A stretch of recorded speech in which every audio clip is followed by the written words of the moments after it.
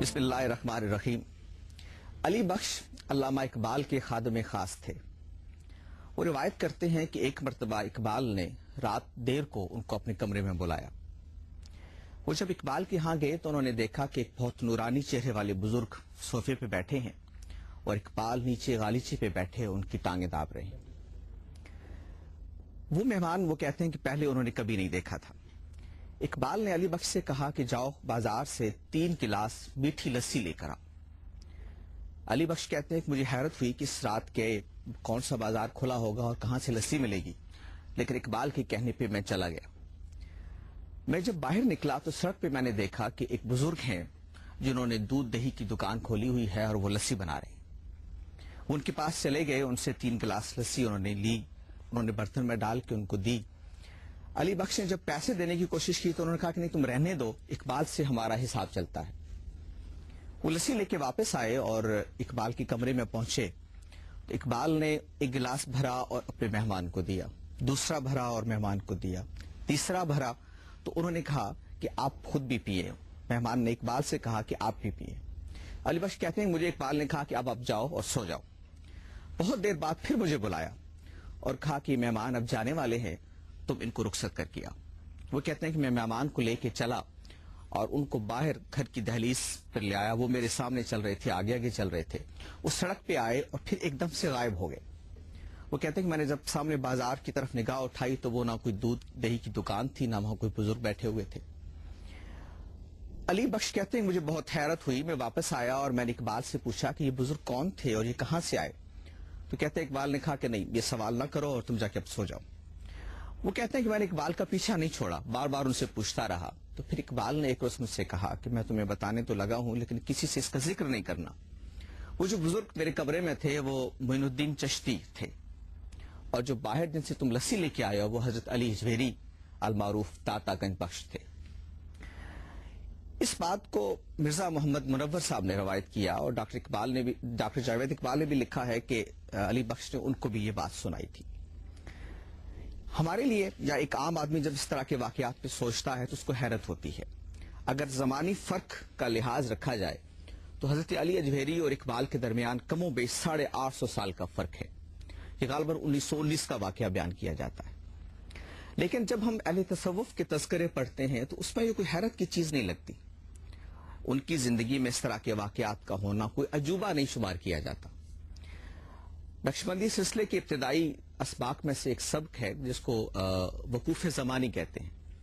اس کا مطلب یہ ہے کہ اللہ کے ذکر کے لیے کوئی وقت کی قید نہیں ہوتی، آپ کسی وقت بھی چاہیں تو اللہ کا ذکر کر سکتے ہیں، کوئی عصر کے وقت، ظہر کے وقت۔ اسی طرح جب یہ ابتدائی سبق آپ سیکھتے ہیں اور بہت سارے سلوک کے منازل آپ طے کرتے ہیں تو ایک وقت یہ آتا ہے کہ آپ بھی ایک طرح سے زمانے سے بلندر ہو جاتے ہیں، ماورا ہو جاتے ہیں۔ بہت سارے لوگوں کے نزدیک یہ تعویل قابل قبول نہیں ہے۔ ہمارے اہل تصوف اس طرح کی جو باتیں کہتے ہیں ان کے خیال میں ان کی تعویل نہیں ہو سکتی، اور اسی طرح تصوف کے باب میں اور بہت سارے سوالات ہیں جس کے بعد بعض صاحب علم یہ کہنے لگے ہیں کہ تصوف گویا ایک متوازی دین ہے۔ یہ بات کس حد تک صحیح ہے اور تصوف کے ضمن میں اٹھنے والے سوالات کو ہم کیسے سمجھ سکتے ہیں اور کیا ان دونوں طرح کی آراء میں تطبیق کی بھی کوئی صورت ہے، آج ان سب سوالات کو ہم الف میں زیر بحث لائیں گے۔ مذہب، سماجیات اور تصوف سے متعلق بہت معروف اور اہم شخصیات ہماری اس میں معاونت کریں گے۔ تشریف رکھتے ہیں میرے ساتھ جناب جاوید احمد صاحب غامدی، دین کے ایک عالم ہیں، المعرد انسٹیٹیوٹ آف اسلامک سائنسز کے آپ سربراہ ہیں۔ ہمارے دوسرے مہمان ڈاکٹر صاحبزادہ سعید الرحمان، آپ دین کے ایک عالم ہیں، ایک خانقاہ نقشبندیہ مجددیہ بگھا شریف کی آپ سجادہ نشین ہیں اور سلسلہ تصوف و سلوک سے وابستہ ہیں۔ ہمارے تیسرے مہمان جناب احمد جاوید، تصوف، کلام، فلسفہ آپ کی دلچسپی کے بنیادی میدان۔ ہمارے چوتھے مہمان پروفیسر شبیر حسین شاہ صاحب، آپ ایک کالج میں پڑھاتے ہیں، تاریخ آپ کی دلچسپی کا موضوع ہے اور آپ نے صوفیاء کی تاریخ اور ان کے کام پر تحقیقی کام کیا ہوا ہے۔ گفتگو کا آغاز ہم جاوید صاحب سے کریں گے۔ جاوید صاحب، یہ بات بہت سارے صاحبان علم کہتے ہیں اور آپ نے بھی لکھا اس پہ کہ تصوف جو ہے وہ ایک متوازی دین ہے۔ جب یہ بات کہی جاتی ہے تو اس جملے میں یا اس نقطۂ نظر میں تصوف سے مراد کیا ہے؟ میں پہلے چند مقدمات آپ کی خدمت میں عرض کر دوں۔ اس سے پہلے کہ آپ کے سوال کا جواب دوں، تصوف پر جب میں گفتگو کرتا ہوں تو ہو سکتا ہے کہ یہ خیال ہوتا ہو کہ میں اس کوچے سے کچھ زیادہ واقف آدمی نہیں ہوں. تو میں آپ کے اس پروگرام کی وساطت سے یہ بتانا چاہتا ہوں کہ میرے والد قادری جنیدی سلسلے کے شیخ تھے. میں نے اپنے دودھ کے دانت اسی پر توڑے ہیں. ابتدائی تعلیم بھی ارباب تصوفی سے پائی ہے. جن اوراد و اشغال کا ذکر کیا جاتا ہے ان میں بھی ایک عرصے تک مشغولیت رہی ہے، اور میرے والد کے شیخ بھی مجھ پر خاص عنایت فرماتے تھے. وہ بھی اسی سلسلے کے بڑے بزرگوں میں سے تھے اور ایک بڑے شاعر بھی تھے. ان کی بہت سی تصنیفات ہیں. دوسری گزارش جو میں آپ سے کروں گا وہ یہ ہے کہ تصوف کے معاملے میں جب سے مسلمانوں میں اس کا رواج ہوا ہے دو آرا رہی ہیں. ایک نقطہ نظر یہ رہا ہے کہ یہ دین کی ایک تعبیر ہے، بلکہ صحیح ترین تعبیر ہے. اس میں دین کی حقیقت کو پیش نظر رکھ کر جد و جہد کی جاتی ہے کہ آدمی اسے پالے. اور تصوف کچھ نہیں ہے مگر یہ کہ دین میں جو مرتبہ احسان بیان کیا گیا ہے اس کو حاصل کرنے کی جد و جہد ہے. فقہ آپ کو احکام کا ایک ڈھانچہ فراہم کرتی ہے اور تصوف آپ کو یہ بتاتا ہے کہ ان احکام کے پیچھے اصل چیز کیا ہے جسے آپ نے حاصل کرنے کی کوشش کرنی ہے. دوسرا نقطہ نظر ان لوگوں کا رہا ہے کہ جو یہ سمجھتے ہیں کہ اس میں دین کے اصول اور مبادی کے بالکل برخلاف کچھ دوسرے اصول و مبادی پر سارے علم کی بنیاد رکھی گئی ہے، اور عمل کے معاملے میں بھی بعض ایسے حدود قائم کر دیے گئے ہیں جو دین کے حدود سے ماورا ہے. یہ دوسری رائے بھی کوئی معمولی درجے کے لوگوں کی نہیں رہی. یہ ائمہ اسلام میں سے ابن تیمیہ اور ابن قیم جیسے بزرگوں کی رائے ہے، اور یہ ایک متوازی دین ہے. یہ تعبیر بھی دور حاضر کے ایک جلیل القدر عالم اور تدبر قرآن کے مصنف مولانا امین حسن اصلاحی نے سب سے پہلے اختیار کی تھی. تیسری بات جو میں بطور مقدمہ عرض کروں گا آپ کے سوال کا جواب دینے سے پہلے وہ یہ ہے کہ تصوف کا معاملہ وہ نہیں ہے جو مذہب کا ہے. مذہب میں اگر آپ مجھ سے گفتگو کریں گے تو میں یہ کہوں گا کہ مذہب کی مستند ترین چیز قرآن مجید ہے. اس کے بعد رسالت میں آپ صلی اللہ علیہ وسلم کے ارشادات ہیں. مجھے اگر اسلام سے اوپر اٹھ کر الہامی مذاہب پر گفتگو کرنی ہے تو وہاں بھی میرے پاس تورات ہے، میرے پاس زبور ہے، میرے پاس انجیل ہے، دوسرے الہامی صحائف ہیں. تو اگر کسی چیز کے بارے میں یہ کہوں گا کہ یہ دین ہے تو میرے پاس استناد کے ذرائع موجود ہیں. تصوف کا معاملہ ایسا نہیں ہے. تصوف کے بارے میں جو کچھ میرے اپنے تجربات ہیں ان سے قطع نظر کر کے جن بڑے بڑے لوگوں نے اس کے بارے میں لکھا ہے اور ان کے لکھنے کی وجہ سے اور ان کے تصوف کو بیان کرنے کی وجہ سے یہ علم کی دنیا میں بھی قابل اعتنا ہوا ہے. ان میں مثال کے طور پر شیخ اکبر محی الدین ابن عربی ہیں. میں جب ان کی فصوص اور فتوحات کو پڑھتا ہوں، غزالی ہیں ان کی احیاء العلوم کو پڑھتا ہوں، ابو طالب مکی ہیں ان کی قوت القلوب کو دیکھتا ہوں، ابو اسماعیل حروی ہیں ان کی منازل السائرین کو دیکھتا ہوں، میں جب شہاب الدین سہروردی کے عوارف المعارف کو دیکھتا ہوں، یا شاہ ولی اللہ کی التفہیمات الالہیہ الطاف القدس یا فیوض الحرمین کو دیکھتا ہوں، شاہ اسماعیل کی ابقات کو دیکھتا ہوں، تو میرے لیے اس وقت تصوف قابل اعتنا بھی بنتا ہے اور قابل تبصرہ بھی بنتا ہے. اگر اس درجے کے لوگ اس کے بارے میں گفتگو نہ کرتے، ظاہر ہے کہ یہ علماء بھی ہیں، جلیل القدر علماء. شیخ احمد سرہندی کو بھی آپ شامل کرتے ہیں؟ یہ یقیناً شیخ احمد سرہندی کے مکتوبات بھی ظاہر ہے کہ بڑی غیر معمولی اہمیت کے حامل ہیں. تو اس درجے کے لوگ جب اس کے بارے میں گفتگو کرتے ہیں تو اب یہ ضرورت ہوتی ہے کہ پھر یہ دیکھا جائے کہ قرآن و سنت کے ساتھ اس کا کیا تعلق ہے. قرآن و سنت کے ساتھ اس کے تعلق کو دیکھنے کے لیے چند چیزوں کو ملحوظ رہنا چاہیے. ایک تو اس چیز کو ملحوظ رہنا چاہیے کہ خود ارباب تصوف کے ہاں یہ تقسیم موجود ہے کہ وہ جب عوام کے ساتھ گفتگو کرتے ہیں تو وہ وہی دین کی باتیں بیان کرتے ہیں جو باتیں میں اور آپ بیان کریں گے. وہی نماز، وہی روزہ، وہی حج، وہی زکوٰۃ، وہی عقائد اگر آپ کسی وقت بھی نکال کے دیکھ لیں تو وہ بیان کر دیں گے آپ کو. جس وقت وہ خواص کے لیے دین کو بیان کرتے ہیں تو پھر وہ اپنا خاص نقطہ نظر بھی وہاں بیان کریں گے. اب جو خواص کے لیے بات بیان کی جا رہی ہے اگر تو وہ دین کی روح ہے اور دین کے اپنے دائرے میں آتی ہے، قرآن مجید نے جو حدود بیان کیے ہیں وہ ان کے اندر ہے، پھر کوئی قابل اعتراض چیز نہیں ہے. لیکن اگر وہ اس سے الگ ایک دوسری دنیا بنا دیتی ہے، اور جس طرح کے ایک طالب علم کے طور پر میں محسوس کرتا ہوں کہ بنا دیتی ہے، تو پھر میں یہ سمجھتا ہوں کہ اس کے اوپر ضرور غور کرنا چاہیے کہ اس کی دین کے ساتھ کیا مناسبت پیدا ہوتی ہے. دین دو چیزوں کا نام ہے، ایمان اور عمل. ایمانیات کی بنیاد توحید ہے، رسالت ہے، قیامت کا تصور ہے. عمل میں سب سے پہلے ہمیں یہ دیکھنا پڑتا ہے کہ دین نے کیا حدود مقرر کر دی ہیں جن کے تحت ہم اس جگہ کھڑے ہوتے ہیں جہاں ہم نجات پائیں گے، اور وہ جگہ کیا ہے جہاں دین کا جمال و کمال ظہور پذیر ہوتا ہے. یہ ساری باتیں قرآن مجید میں بھی بیان ہو گئی ہیں، اور یہ ساری باتیں رسالت محمد صلی اللہ علیہ وسلم کے ارشادات میں بھی بیان ہو گئی ہیں. ان کی روشنی میں جب آپ جائزہ لیتے ہیں تو جو تصویر سامنے آتی ہے وہ ذرا بات آگے بڑھے گی تو میں آپ کے سامنے رکھ دوں. گفتگو کا یہ سلسلہ جاری رہے گا، لیکن ایک وقفے کے پروگرام میں ایک بار پھر خوش آمدید. بنیادی باتیں صدر احمد صاحب جو سامنے آئی ابھی تک، ایک تو یہ ہے کہ کچھ شخصیات کا ذکر کیا جاوید صاحب نے کہ جب ہم تصوف کی مختلف تعبیروں میں سے کوئی تعبیر دیکھتے ہیں تو ایک وہ ہے جو اس سلسلے میں بزرگ بیان کرتے ہیں، اور اس میں دوسری بات یہ کہی گئی کہ وہ دو طرح کا دین بیان ہوتا ہے، ایک امت و ناس کے لیے، ایک خاص کے لیے. میں آپ سے جاننا چاہتا ہوں کہ یہ جو تصوف کی روایت ہے ان بزرگوں سے منسوب، آپ اس سے اتفاق کرتے ہیں اور اسی کو اس کی بنیادی تعبیر سمجھتے ہیں؟ جاوید صاحب نے جو گفتگو ارشاد فرمائی اس کی روشنی میں 2-3 گزارشات پیش کرنا چاہتا ہوں.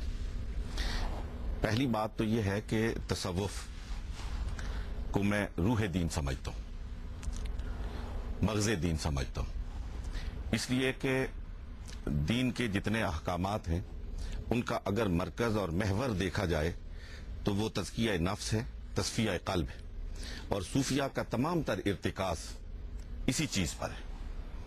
دوسری بات یہ تھی کہ یہ حضرات جن کے اسماء گرامی جاوید صاحب نے لیے، یہ تصوف کی نمائندہ شخصیات ہیں، بلا شبہ یہ تصوف کی نمائندہ شخصیات ہیں، اور علمی اعتبار سے بھی اور روحانی اعتبار سے بھی ان کو مقام اور مرتبہ بھی حاصل ہے اور قبولیت عامہ کا درجہ بھی حاصل ہے. اس کے علاوہ بھی اور بہت ساری شخصیات ہیں، ان کے نام بھی گنوائے جا سکتے ہیں، اور بلا شبہ تصوف کی کوئی تعریف متعین کرنے کے لیے یا تصوف کے جو مقاصد ہیں ان سے آگاہی کے لیے ان کے حضور جانا، ان کی کتابوں سے رجوع کرنا اور ان کی جو مشاہدات ہیں اور تجربات ہیں ان سے آگاہی حاصل ہونا بنیادی اہمیت کا حامل ہے. میں جو اصل گزارش کرنا چاہتا تھا اس گفتگو کی روشنی میں وہ یہ کہ اگر مبادیات دین پر تمام لوگ متفق پائے جاتے ہیں اور ان کا اصل الاصول یہ ہے کہ وہ سب کے سب خدائے واحد کے پرستار ہیں، اس کی پرستش کرنے والے، محمد الرسول اللہ صلی اللہ علیہ وسلم کو خاتم النبیین مانتے ہیں، روز جزا پر یقین رکھتے ہیں، اور عبادت کا، بندگی کا وہی طریقہ اختیار کرتے ہیں جس کا حکم قرآن میں موجود ہے، جس کا حکم آقا دو جہاں علیہ الصلوۃ والسلام کی احادیث طیبہ میں پایا جاتا ہے، تو پھر اس کو کسی متوازی دین کا نام نہیں دیا جا سکتا. احمد جاوید صاحب، اگر تو دین کے بنیادی مبادیات میں کوئی چیز ایسی نہیں ہے جو بنیادی مقاصد دین میں بیان نہیں ہوئی ہے، اس سے الگ ہے، تو پھر ہم اس کو متوازی دین کہیں گے، جبکہ ساجد الرحمان صاحب کا خیال ہے کہ ایسا نہیں ہے، دونوں اصل میں ایک ہی چیز ہے. میرے خیال میں انسان کا جو مذہبی شعور ہے چونکہ وہ خلقی ہے، مطلب وہ رد و اختیار کی قوت کے ظہور سے پہلے میری خلقت میں ہے، تو یہ مذہبی شعور اپنی برتر فنکشننگ میں، اپنے بہترین اجزاء میں یا اپنی استعداد کے زیادہ بامانی حصوں میں یہ چند خلقی مطالبات، چند خلقی تصورات، چند فطری معیارات رکھتا ہے. وہ یہ دین کے ٹیکسٹ سے نہیں سیکھتا کیونکہ وہ یہ دے کر پیدا کیا گیا.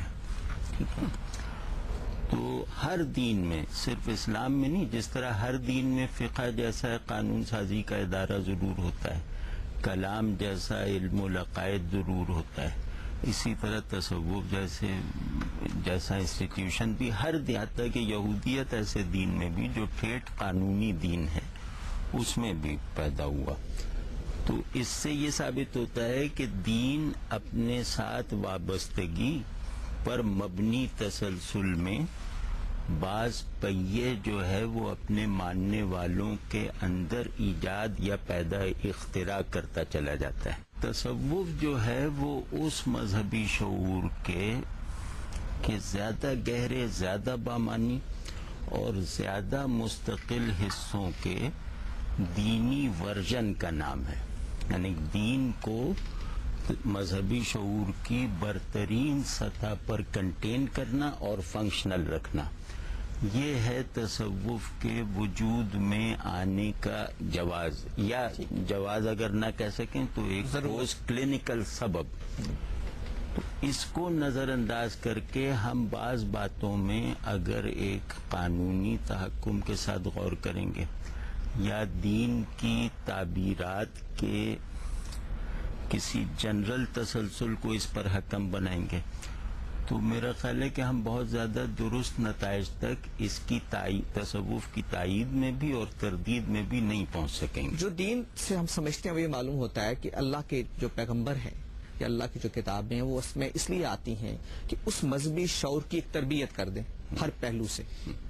اگر یہ مقدمہ صحیح ہے تو پھر اس مذہبی شعور کی تربیت کے لیے پیغمبر کی بتائے ہوئے دین میں تمام مراحل طے کرنے کے اسباب موجود ہونے چاہیے. نہیں، دیکھیں یہ بالکل ہونے چاہیے، اور یعنی ہونے چاہیے بھی ہلکا لفظ ہے کہ لازم ہے کہ ہوں، ورنہ اس دین سے انتساب کا کوئی بھی حق نہیں باقی بچے گا. لیکن یہ معاملہ اتنا سادہ نہیں ہے، مطلب یہ کہہ کے اس سے نکلا نہیں جا سکتا. ٹھیک ہے.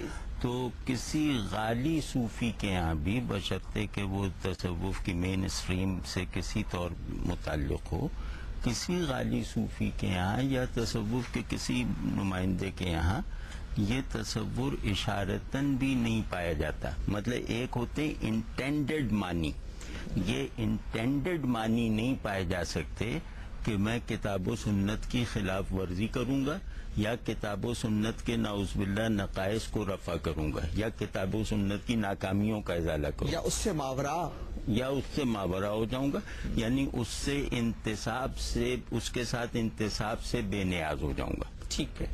یہ نہیں ہے. پروگرام میں ایک بار پھر حاضر خدمت ہوتے ہیں لیکن ایک وقفے کے بعد. پروگرام میں ایک بار پھر خوش آمدید. شبیر صاحب، یہ جو ہماری تاریخی پس منظر ہے اس معاملے میں صوفیاء کے حوالے سے، وہ کیا ہے؟ دین بذات خود دو مقاصد رکھتا ہے. ایک مقصد تو جو یہ دوست کہہ رہے تھے تزکیہ نفس ہے. ایک مقصد دین کا اجتماع کی اصطلاح ہے، معاشرے کی اصلاح ہے. اس حوالے سے دین ایک ریولوشن ہے، ایک انقلاب ہے، اور ایک انقلاب یہ تقاضا کرتا ہے کہ وہ جاری و ساری رہے، ڈیٹریک نہ ہو، اس میں ڈس انٹیگریشن نہ آئے. لیکن ہم یہ دیکھتے ہیں کہ دنیا کے جو بھی انقلابات آئے، چاہے وہ مذہبی انقلابات تھے یا جو بھی تھے، کچھ عرصے کے بعد ان میں ایک انٹلیکچول انتشار آیا، انٹلیکچول ڈس انٹیگریشن آئی. عمل میں ایک سوشل انتشار آیا، سوشل ڈس انٹیگریشن آئی. تو فرقے ڈیولپ ہوئے، مختلف اسکول آف تھاٹس جو تھے وہ ڈیولپ ہوئے، اختلاف رائے جو ہے وہ ان کے مابین پیدا ہوا. اور اس کے ساتھ ہی ساتھ سماج کا جو سٹرکچر تھا اس میں بھی بڑی تبدیلیاں آ گئیں. خلافت راشدہ جو ہے فار ایگزامپل وہ کنورٹ ہو گئی یا تبدیل ہو گئی، ملوکیت کے اندر آ گئی، جبر اور استبداد جو تھا وہ شروع ہو گیا. تو جتنے بھی انٹرپریٹر تھے، جتنے بھی مبلغ تھے، جتنے بھی علماء تھے، ان کی بہت بڑی صف جو تھی وہ ان ملوک کے، ان بادشاہوں کے زیر اثر اس نے تعبیر کرنی شروع کر دی تھی ان کی. یہاں آ کے کچھ لوگوں نے ان سے اختلاف کیا، جو لوگ اس انقلاب کو جاری و ساری رکھنا چاہتے تھے. تو اس طرح سے مختلف قسم کے رویے، جس کو غامدی صاحب ابھی کہہ رہے تھے کہ رویے پیدا ہوئے. ان رویوں میں سے ایک رویہ ہم کہتے ہیں کہ صوفی ازم کا رویہ.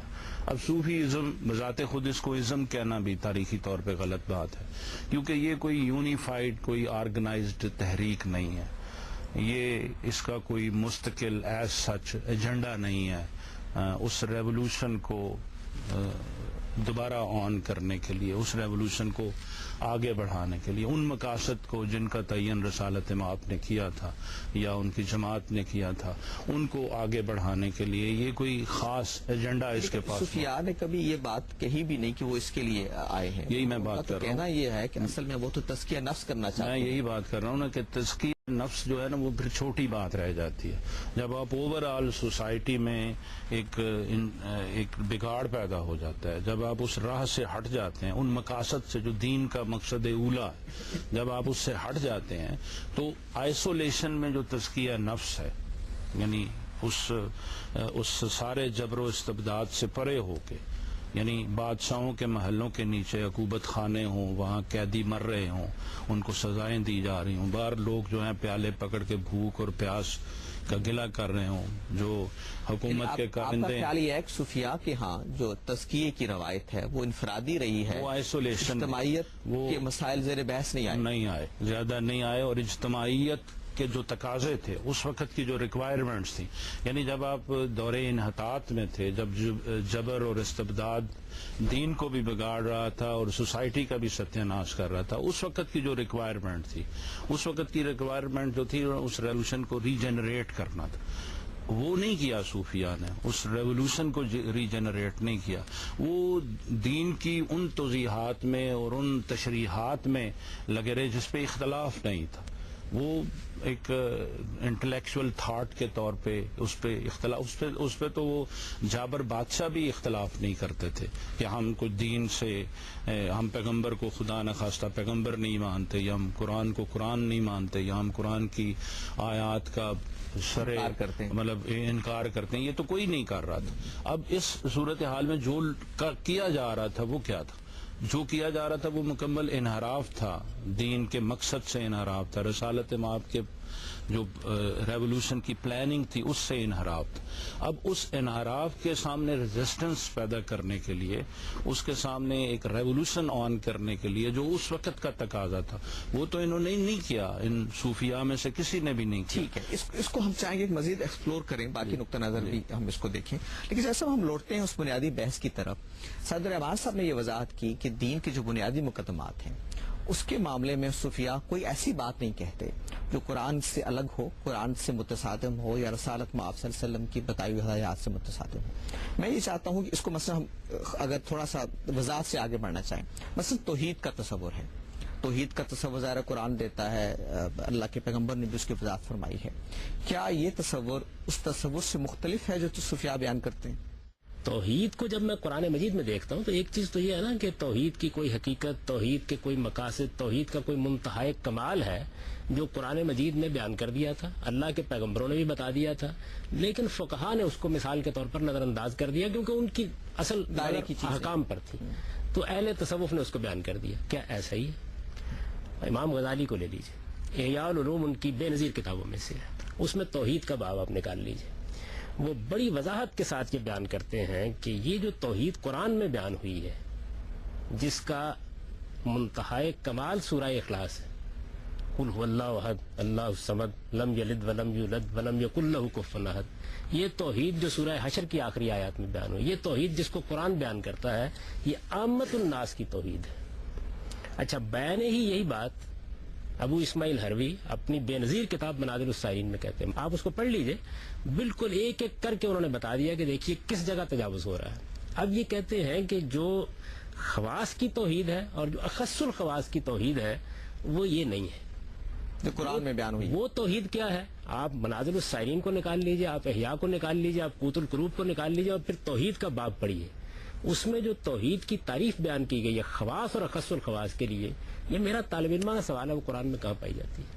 یعنی یہ بات کہ اللہ تعالیٰ کے سوا کسی کو موجود نہیں مانا جائے گا، یہ بات کہ آپ نفی کریں گے حدث کی اور اس بات کریں گے قدیم کا، اور آپ اس نفی کو وہاں تک لے جائیں گے کہ جہاں اصل میں وجود کی نفی ہوگی، یہ کہاں پائی جاتی ہے؟ میں اس وقت اس پر فلسفیانہ بحث نہیں کرنا چاہتا کہ یہ نقطہ نظر درست ہے یا غلط ہے، سوال یہ ہے کہ جس وقت آپ مذہب میں توحید کا باب باندھیں گے اور اس میں توحید بیان کریں گے تو آپ پر لازم ہے کہ توحید بیان کرتے وقت آپ یہ بتائیں یہ قرآن کہتا ہے، یہ پیغمبر صلی اللہ علیہ وسلم ارشاد فرماتے ہیں۔ آپ اس کی کوئی حقیقت بیان کرنا چاہتے ہیں تو اس کا بھی آپ کو حق نہیں ہے کہ آپ باہر سے بیان کریں، آپ کو بتانا چاہیے کہ قرآن مجید نے یہاں وہ حقیقت بیان کی ہے، سمجھانے کا کام کریں گے آپ۔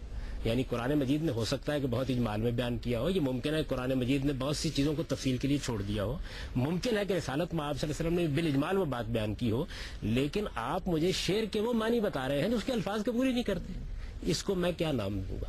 یعنی یہ جو توحید کا غزالی نے اس کو 4 درجوں میں بانٹا ہے اور یہ کہا ہے توحید کا پہلا درجہ توحید العامہ ہے، وہ وہی ہے جو قرآن میں بیان ہوئی ہے۔ یعنی منازل السائرین پہ انہوں نے 3 درجوں میں اس کو بانٹ دیا، یہ عوام کی توحید ہے، توحید العامہ یہ خواص کی توحید ہے، یہ اخص الخواص کی توحید ہے.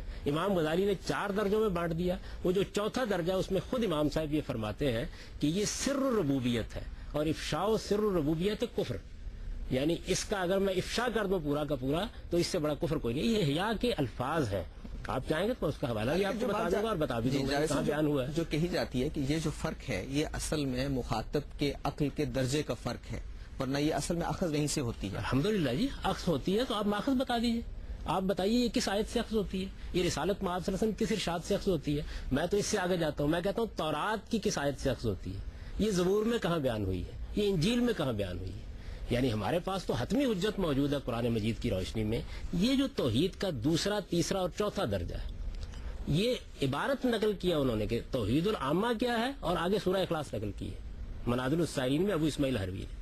آپ مجھے یہ بتائیے، اور اس پر آپ ابن قیم کی تنقید پڑھ لیجیے مدارج السالکین میں، انہوں نے بالکل پیرالل رکھ کے بتا دیا ہے کہ یہ جو کچھ بیان کیا جا رہا ہے توحید کے نام پر، یہ نہ قرآن میں کہیں پایا جاتا ہے نہ حدیث میں کہیں پایا جاتا ہے. آخر آپ یہ بتائیں گے یہ حقیقت ہے. بھائی حقیقت آپ کائنات کی بیان کریں گے تو میں پوچھوں گا کہاں سے لی ہے. ٹھیک ہے. حقیقت آپ قرآن کی بیان کریں گے تو میں معلوم کروں گا اس کا مقصد کیا ہے. پروگرام میں ایک بار پھر حاضر خدمت ہوتے ہیں، لیکن ایک وقفے کے بعد.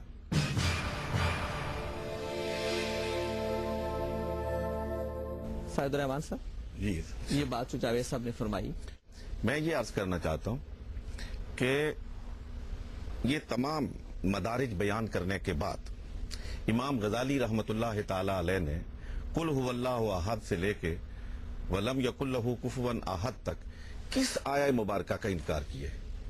یہ تو نہیں، میں عرض کرنا چاہتا ہوں، اگر ایک لمحہ مجھے اجازت دیں، میں یہ عرض کرنا چاہتا ہوں کہ صوفیہ تصوف جو ہے یہ ایکسپیرینس کا نام ہے، اپنے مشاہدات کا نام ہے.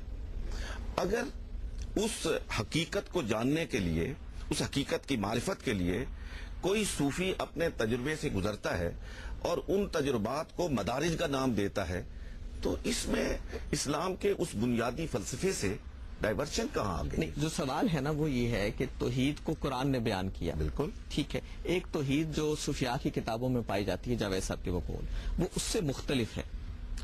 نہیں، مختلف اس کو میں نہیں ماننے کو تیار، اس لیے کہ جب وہ صوفی یہ سارا بیان کرنے کے بعد اسی خدائے وحدہ لا شریک کے سامنے سر بسجود ہوتے ہیں اور کسی کے سامنے سجدہ نہیں کرتے اور اسی کا کلمہ پڑھتے ہیں اور اسی کی وحدانیت کی گواہی دیتے ہیں، تو پھر ان کے وہ تمام مدارج ایک طرف ہو جاتے اور ان کا جو عملی رویہ ہے وہ اس پر فوقیت حاصل کر لیتا ہے، اس پر غلبہ حاصل کر لیتا ہے. جب خواجہ اپنے شیخ عبد القادر جیلانی رحمت اللہ تعالی علیہ برملا یہ کہتے ہیں کہ کوئی چیز جو سرکار دو جہاں علیہ الصلوۃ والسلام کے لیے حرام نہیں ہے وہ ان کے حرام ہے، وہ ان کے غلام کے لیے حلال نہیں ہو سکتی، تو بات وہی ختم ہو جاتی ہے. جب حضرت شیخ سرہندی یہ فرماتے ہیں کہ صوفی کی تمام کیفیات، حال، وجد، عدم، معارف، یہ خواجہ معصوم کے نام مکتوب ہے، اور دیگر جتنے بھی رموز ہیں اگر رسول اللہ صلی اللہ علیہ وسلم کی سنت کے مطابق ہیں تو بہتر، ورنہ سراسر اتاب ربانی کا سرمایہ ہوگا.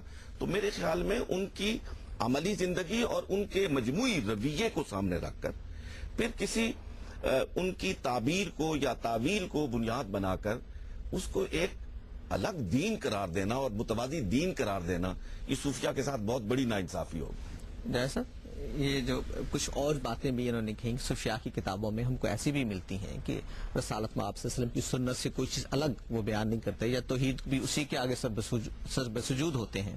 تو عملی رویہ متعین کرے گا ان کے خیالات کو. عمل کیا ہے کیا نہیں ہے، میں یہ کہتا ہوں عمل پر بھی میں آ کے آپ کو یہ بتاؤں گا کہ وہ بھی بالکل تجاوز کر گیا ہے دین کے مقرر کردہ حدود سے. اور انہی بزرگوں کے ہاں یعنی دیکھیے وہ کیا کچھ ہوتا ہے. ابھی نبوت پر بحث ہونی ہے جی، اس پہ ہم آگے میں آپ سے گزارش کروں گا کہ یہ جو عامت اور ناس میں بات پہلے کہ صوفی اپنے الہام کو کیا حیثیت دیتے ہیں، میں آپ کو بتاؤں گا کہ شہاب الدین سہروردی اپنے الہام کو کیا حیثیت دیتے ہیں. آپ مجھے اجازت دیجیے میں چند اقتباسات آپ کے سامنے رکھ دیتا ہوں. وہ ہم نبوت یعنی یہ جو اس طرح کی باتیں کہی جاتی ہیں نا اپنے الہام کے بارے میں، کہتے ہیں کہ اس درجے میں پہنچ جاتا ہے کہ لا یاتی الباطل من بین یدیہ ولا من خلفہ، یہ الفاظ ہیں ان کے. یعنی صوفیہ کی کتابیں میرا خیال یہ ہے کہ ہم نے پڑھی نہیں ہے اور ہمیں معلوم نہیں کہ انہوں نے کیا کچھ لکھا ہے. سوال یہ ہے کہ توحید کو جب آپ بیان کریں گے تو میں پوچھوں گا آپ سے کہ آپ توحید کی جو تعریف کر رہے ہیں اس تعریف کا ماخذ کیا ہے آپ کا؟ یعنی یہ بات تو میں جانتا ہوں کہ اللہ کے سوا کوئی معبود نہیں ہے، تنہا اللہ ہے جس سے مجھے مدد مانگنی ہے، تنہا خدا ہے جس کے سامنے مجھے پیش ہونا ہے، تنہا وہی زمین کا خالق ہے، وہی آسمان کا خالق ہے، اس کا کوئی ساجی نہیں ہے. یہ ساری توحید تو قرآن میں بیان ہوئی ہے. اس کی اور تفصیل کی جا سکتی ہے. اس کی تفصیل صوفیہ 10 صفحوں میں کر دیں، مجھے کیا اعتراض ہے. وہ یہ کہتے ہیں یہ ساری توحید، اس کو نقل کر کے یہ توحید العامہ ہے. آؤ ہم تمہیں بات بتاتے ہیں. آپ اخص الخواص کی توحید کیا ہے. وہ کیا ہے کہ لا یر سالک الا واحدا، کہ اس عالم کے اندر سالک سوائے ایک کے کسی اور کے وجود کو ماننے سے انکار کر دے. اس کی تفصیل میں بتا دوں گا آپ کو کیا چیز. ٹھیک ہے.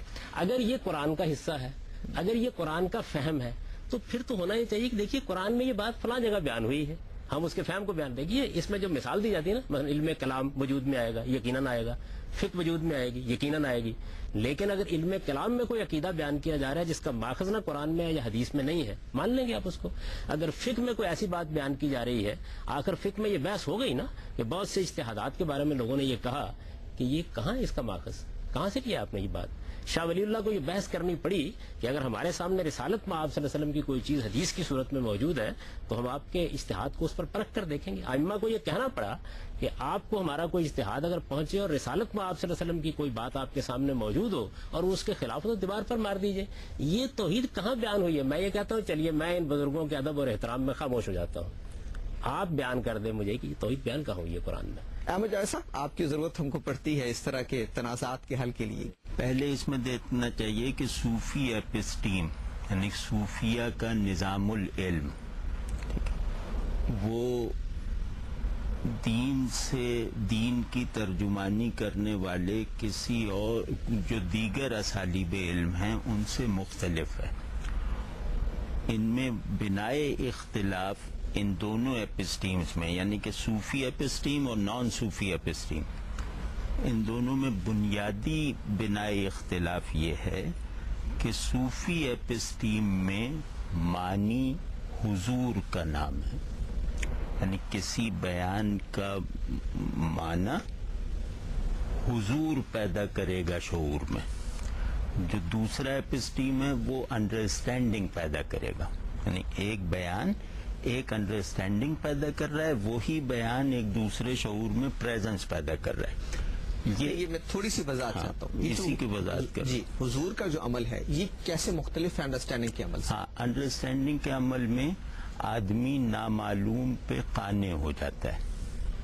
ٹھیک ہے، یعنی اس بیان کے اندر موجود یا اس سے ایکسپریس ہونے والی نامعلومیت پر انڈرسٹینڈنگ والا قانع ہو جاتا ہے.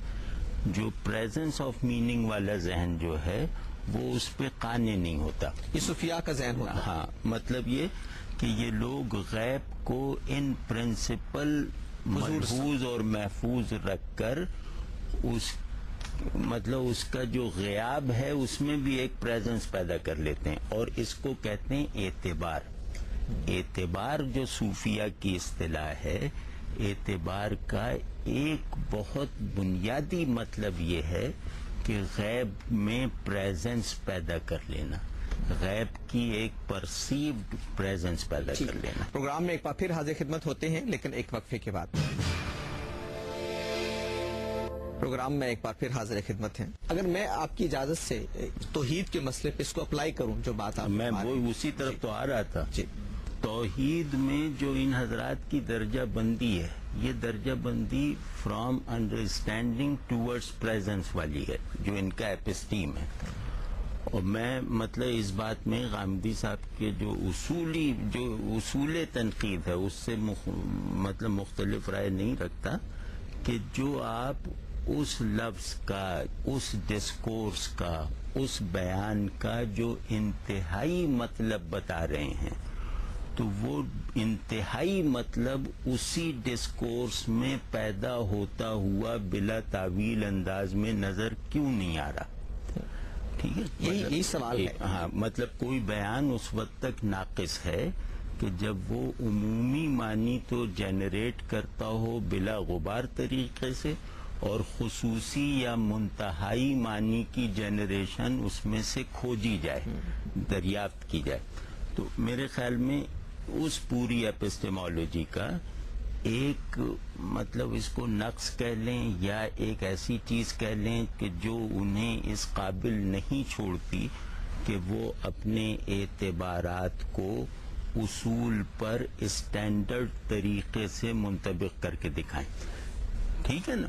اب اس میں دوسری صورت یہ ہے، مطلب یہاں تک میں انہی کی بات دہرا رہا ہوں کہ اس میں جو بات آپ فرما رہے ہیں اگر میں اس کو تھوڑا سا اپنی زبان میں بیان کروں تو یہ ہماری ایک ہی زبان ہے. جی میں اگر اس کی تلخیص اس کو تسہیل کر دوں تھوڑی سی تو وہ یہ ہے کہ توحید اصل میں جو قرآن نے بیان کی ہے، تفصیل کرتے کرتے وہ کام نہ کیجیے گا جو صوفیہ نے کیا ہے، انہی کی بات رہنے دیں. جی تسہیل آپ کی بات فکر میں کرنا چاہوں تو اس کا مطلب یہ ہے کہ قرآن مجید میں جو توحید بیان ہوئی ہے اس کے کچھ پوشیدہ معنی ہیں، غیب میں ہیں جو، اور ہمارے صوفیاء نے اپنے علم سے یا اپنی اس ذہنی افتاد سے، صوفیانہ افتاد جو ہے اس کے تحت ان کو جاننے کی کوشش کی ہے. برادر ایمان جو ہے نا جن فکروں یا جن حقائق پر مبنی مجھ تک پہنچتا ہے وہ ایک علمی مقولہ بھی ہے. یعنی شعور میں ایمان کی تسلیم کا جو عمل ہوتا ہے نا وہ بعض حضرات میں متحجر ہوتا ہے، لفظ کو ان کے امیڈیٹ میننگز کے ساتھ محفوظ رکھتے ہوئے فریز کر دینا.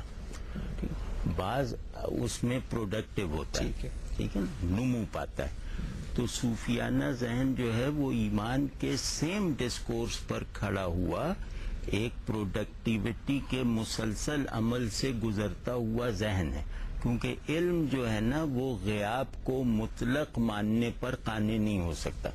تو ایمان کی جو علمی افادیت ہے یا ایمان کی جو علمی حجیت ہے وہ انسانی شعور کو غیب پر ورکنگ کرنے پر مائل کر دیتی ہے. یہ میں مطلب ایک نفسیاتی بات کر رہا ہوں، ایک پرسپشن والی بات کر رہا ہوں. اسی وجہ سے انسانی شعور مجمل کو تسلیم کرتا ہے اور اسے مفصل بناتا ہے.